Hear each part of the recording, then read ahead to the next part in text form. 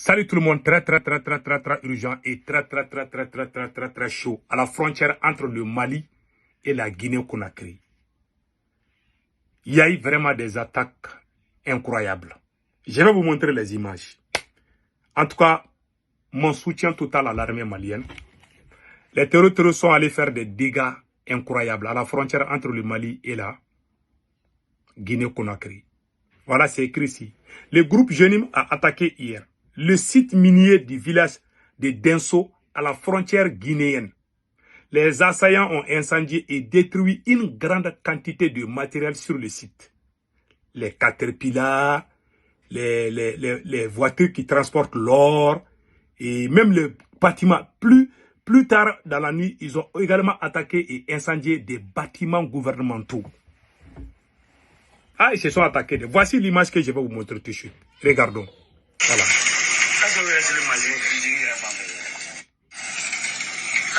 Voici l'image. Vous avez tous vu?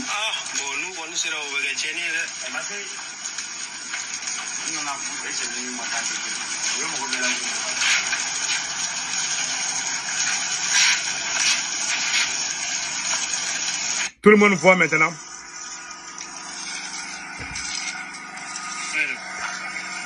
Voilà.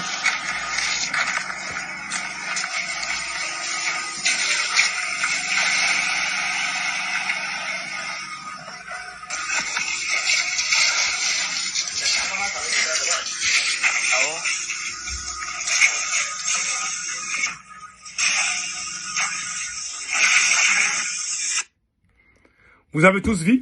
Quel est l'objectif? L'objectif final est de nous étouffer économiquement. Ils sont en train de brûler les citernes. Ils sont en train de détruire les usines. Ils sont en train c'est tout ce qui peut nous amener comme économie. Ils sont en train de se mettre contre ça. Ça, c'est une nouvelle stratégie des terroristes. C'est tout ce qui peut nous apporter quelque chose. Ils sont en train de se mettre contre tous nos intérêts. Et l'intérêt de ceux qui sont au pouvoir. Ils s'attaquent aux usines. Ils s'attaquent aux citernes de carburant.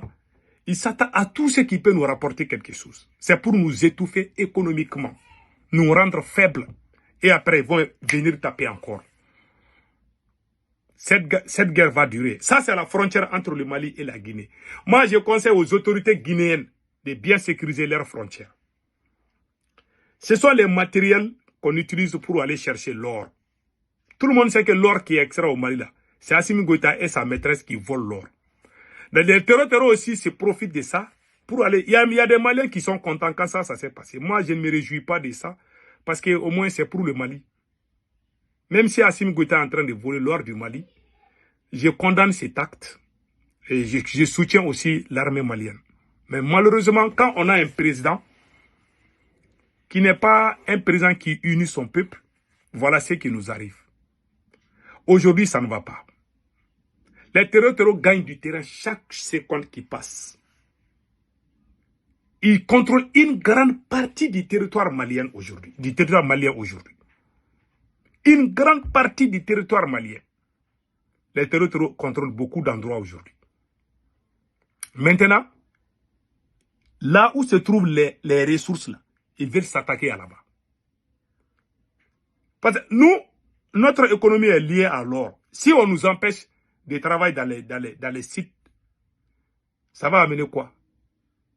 Ça va nous mettre dans des problèmes. Donc voilà leur objectif. Et surtout à la frontière entre le Mali et la Guinée-Conakry. En tout cas, les autorités guinéennes. Ah, président Mamadou Doumbia, félicitations pour votre élection.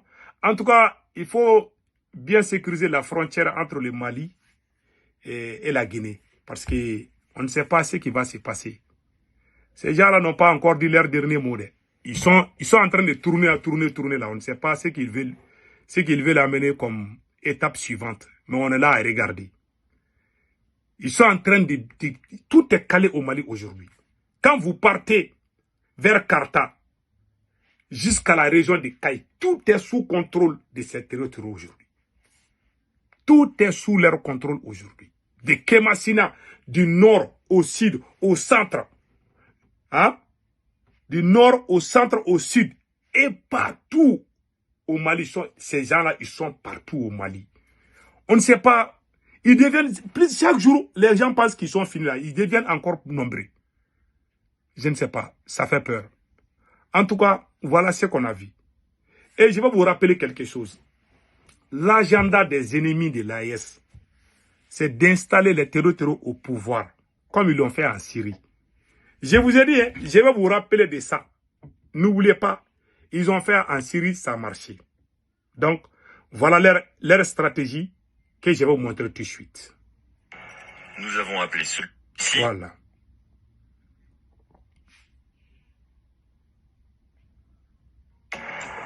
Écoutez. 2024.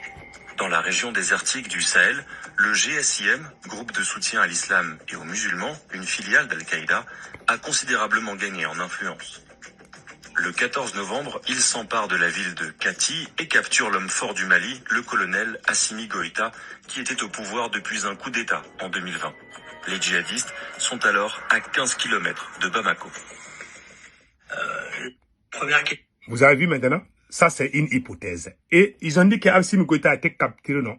Maintenant, si Assimi est capturé par les terroristes, qui va devenir président? Voici, voilà, la partie suivante.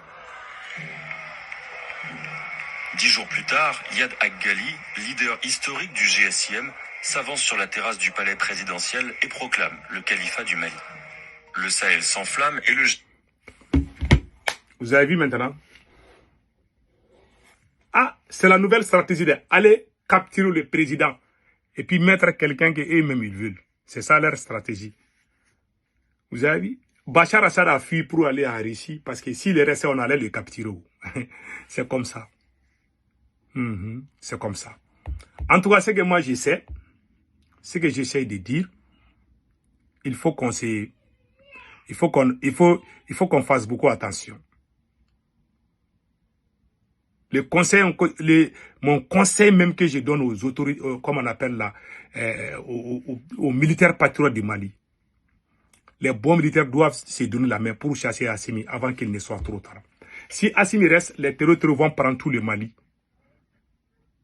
Ils vont soudaniser le Mali. Ils vont somaliser le Mali. Vous allez vous réveiller un jour, ils vont réclamer une nouvelle république sur le territoire malien. Vous allez voir. Et les grandes puissances vont commencer à les reconnaître. Je vous dis, vous blaguez où? Ils ont fait ça en Somalie, non?